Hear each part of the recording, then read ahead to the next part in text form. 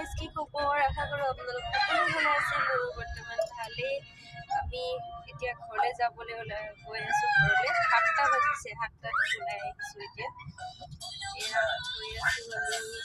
ছোৱালী পাপা উপায় নাই ৰাতি ওলাই আহিবলগীয়া হৈছে ডিউটিৰ পৰা আহি ওলাই আহিছোঁ কাৰণ কাম এটা আছে নগ'লেও নহয় কোনো মানুহে নাই এইটো আমি গাঁৱৰ ৰাস্তাইদি গৈ আছো পলুবাৰী এইডোখৰ হৈছে ঠেলামৰা চেণ্টাৰ অকণমান দেখাই দিয়া এইটো